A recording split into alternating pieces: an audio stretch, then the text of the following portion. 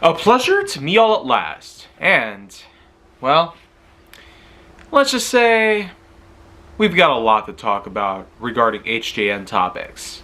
But of course, some might actually be wondering what has been going on with HJN in general.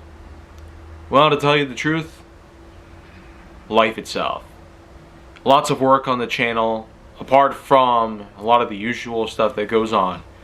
Going to work, go home, getting finances dealt with, getting my rations put together, and of course, having two boys to take care of, means I have to have a lot of time spent on all of that business.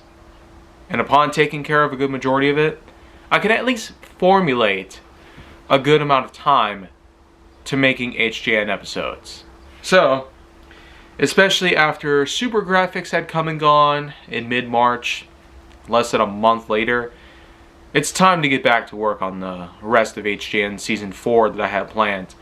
The first topic in question is going to be fission, specifically nuclear fission, for number 2634. As you probably know by now, nuclear fission is very different from nuclear fusion. Fusion is more of the combination of atoms, while fission is the splitting of different atoms. As you probably know by now, fission and fusion, while they may be polar opposites, they are well explained by physicists Lise Meitner and Otto Frisch, physicists from Germany, whom were in fact able to instill the phenomenon as far back as 1939. Describing the likes of nuclear fission as well as nuclear fusion as two common occurrences needed for radioactive heat.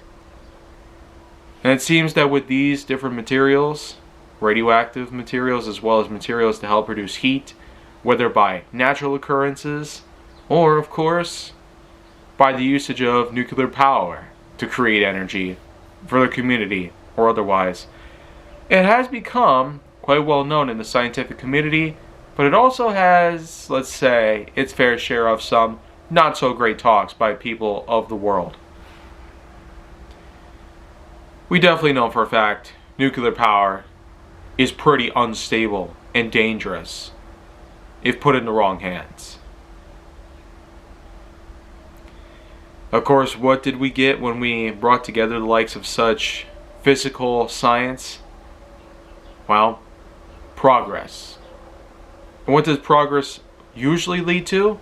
Well, it's explained like a double-edged sword. Good and evil can be brought about from within. And once it is brought about, it's more of a gamble, a 50% chance of what it can naturally do. In the cases of fission and fusion, they themselves are the 50% on either side. Being polar opposites, however, you might think this might negate each other, causing them to either be 0 or 100%. But I feel like I'm just going on the fritz at this point here. That's the thing about life as is. We've certainly progressed to a point where we have a lot going on. But by all means, we got HJN stuff to talk about, and I feel like that I have done a good job with this one. So, nuclear fission / fusion will pretty much just be what it is. And I've got tons more here to talk about.